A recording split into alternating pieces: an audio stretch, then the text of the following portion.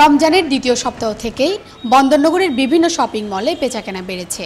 Central plaza, মিমি super, আফমি plaza, new market সহ অভিজাত মার্কেটগুলোতে বাড়ছে ক্রেতাদের ভিড়। এবার মার্কেট মাতাচ্ছে ভারতের আলোচিত চলচ্চিত্র বাহুবলীর নামে আসা ড্রেস।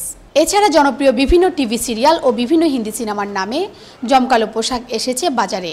আর শাড়ির মধ্যে লখনৌ জামদানি, রাংকাট, হায়দ্রাবাদি ফ্যাশন, শিফন, জর্জেট ও কাতানের চাহিদা রয়েছে। যারা ভিড়ের ভোগান্তি এড়াতে চান তারা এরই মধ্যে পোশাকের কেনাকাটা শেষ করে জুয়েলারি, জুতা, স্যান্ডেল সহ আনুষঙ্গিক অন্যান্য কেনাকাটায় ব্যস্ত।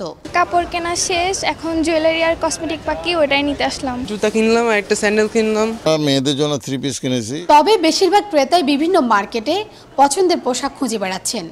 নেট, দিল্লি জর্জেট, এন্ডি সিল্ক, তসর সহ বিভিন্ন কাপড়ের তৈরি sharara gown, skirt, lehenga, long kameez ও ফ্রক এবারের ঈদে তরুণীদের মূল আকর্ষণ।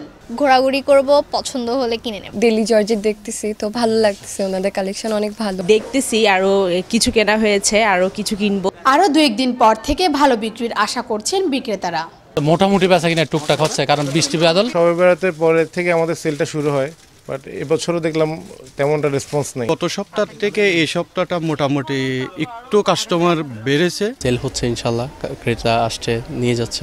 নাম ও ডিজাইন ভেদে ক্রেতাদের পছন্দের সালোয়ার কামিজ কিনতে গুনতে হচ্ছে 3 থেকে শুরু করে 20,000 টাকা।